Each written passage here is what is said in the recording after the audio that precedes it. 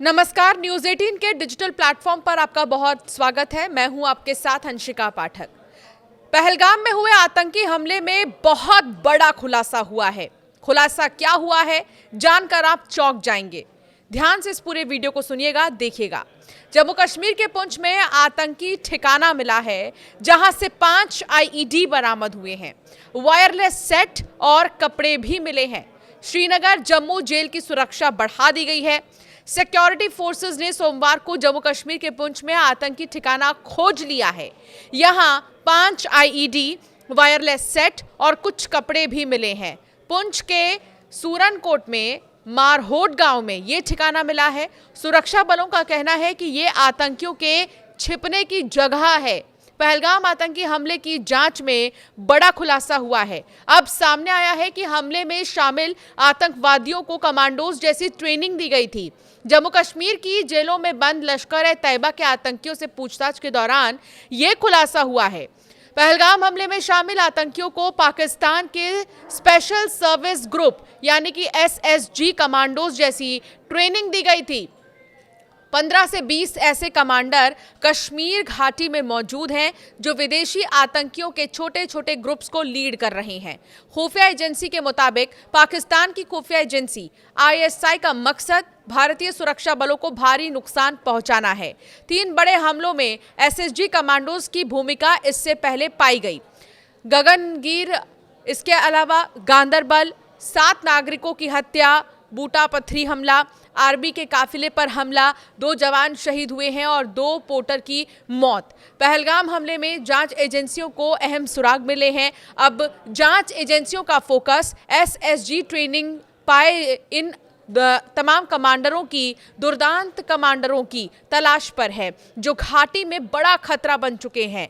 इसी के साथ जम्मू कश्मीर के पहलगाम आतंकी हमले के बाद अब पब्लिक सेफ्टी एक्ट के तहत जम्मू कश्मीर पुलिस आतंक के हमदर्दों पर कड़ा प्रहार कर रही है। पिछले दिनों में कश्मीर रीजन में 100 से भी ज्यादा आतंकवाद के समर्थक और हमदर्दों पर एक्शन लिया गया। कुपवाड़ा रीजन में 15, हंदवाड़ा में 12, पुलवामा में 14 ऐसे जो लोग हैं जिन लोगों ने जिन्हें पब्लिक सेफ्टी एक्ट के तहत एक्शन में लिया गया है। सूत्रों के मुताबिक आने वाले कुछ दिनों तक पब्लिक सेफ्टी एक्ट के तहत ऐसे ही संदिग्धों के घर पर एक्शन लिया जाएगा। एनआईए सूत्रों के मुताबिक इस कार्रवाई में तेजी अब आई है और आपको बता दें कि जब ओवरग्राउंड वर्कों से पूछताछ के आधार पर जांच एजेंसी को अहम सबूत हासिल हुए हैं। आतंकवादियों की खोज में आर्मी, राष्ट्रीय rifles, para commando unit, CRPF, Jammu Kashmir police और अन्य अर्धसैनिक बलों के हजारों जवान लगे हुए हैं। शुरुआत में पहलगाम से 10 किलोमीटर के एरिया में खोजबीन की जा रही थी, लेकिन अब ये दायरा बढ़ा दिया गया है। जंगलों और पहाड़ों के साथ साथ रिहायशी इलाकों में भी तलाशी की जा रही है। सिक्योरिटी फोर्सेस की टीमें अनंतनाग के ऊपरी और दक्षिणी कश्मीर के जंगली और पहाड़ी इलाकों में भी छानबीन कर रहे हैं। दिन रात सर्च ऑपरेशन जो है जारी है। 100 से ज्यादा जगहों पर छापेमारी की जा रही है। करीब 10 आतंकियों के घरों को नेस्तनाबूद किया गया है। आतंकियों की मदद करने वाले ओवरग्राउंड वर्कर यानी कि ओजीडब्ल्यू के जरिए भी आतंकियों के तार खोजे जा रहे हैं। जम्मू कश्मीर पुलिस ने 100 से भी ज्यादा ओजीडब्ल्यू से पूछताछ की है। करीब 1000 ओजीडब्ल्यू को हिरासत में लिया गया है। हमले की जांच कर रही नेशनल इन्वेस्टिगेशन एजेंसी यानी कि एनआईए की टीम ने 3000 से भी ज्यादा लोगों से अब तक पूछताछ कर ली है। सुरक्षा एजेंसियों ने बैसरन में हुए हमले में 20 से भी ज्यादा ओजीडब्ल्यू को संदिग्ध माना है, जिन्होंने आतंकियों की मदद की है।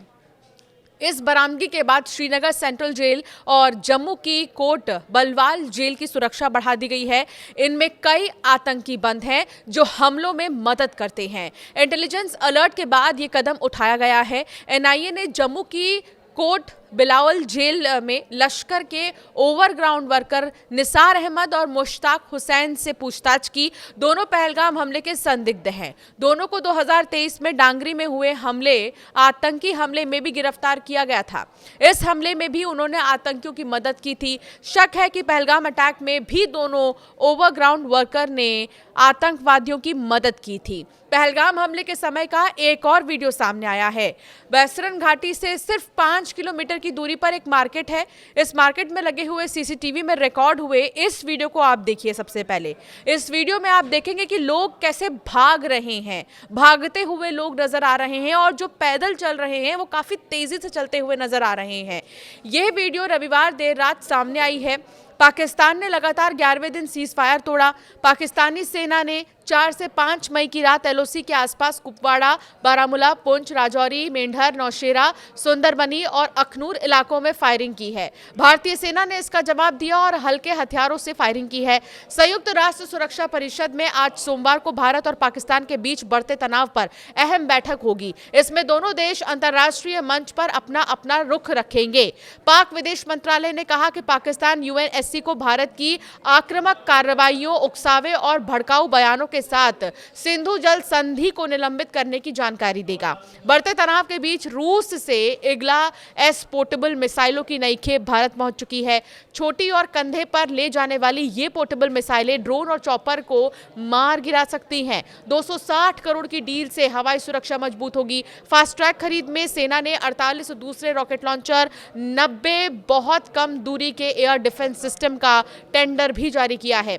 पहलगाम आतंकी हमले पर भारत के एक्शन से पाकिस्तान डरा हुआ है। सोमवार शाम 5 बजे के करीब जो है, बीते हफ्ते अगर हम देखें तो यहाँ पर 5 बजे के करीब जो है पाकिस्तान के राष्ट्रपति ने संसद में नेशनल असेंबली का इमरजेंसी सेशन बुलाया। 3 मई की आधी रात इसका आदेश जारी किया गया था। संसद में भारत के खिलाफ बयानबाजी हो सकती है। पाकिस्तान के पूर्व प्रधानमंत्री इमरान खान की पार्टी पाकिस्तान तहरीक-ए-इंसाफ ने रविवार को पाकिस्तान और भारत के बीच मौजूदा स्थिति पर होने वाली अहम सरकारी ब्रीफिंग में शामिल न होने की घोषणा कर दी है। पार्टी ने बयान में कहा कि ये महज एक सरकारी ब्रीफिंग है, इसमें राष्ट्रीय सहमति बनाने का कोई गंभीर प्रयास नहीं दिखता है। न ही इमरान खान जैसे किसी महत्वपूर्ण राष्ट्रीय नेता को इसमें शामिल करने का कोई इरादा है। इसलिए हमारा मानना है कि इस ब्रीफिंग में पाकिस्तान तहरीक-ए-इंसाफ की भागीदारी जरूरी नहीं है।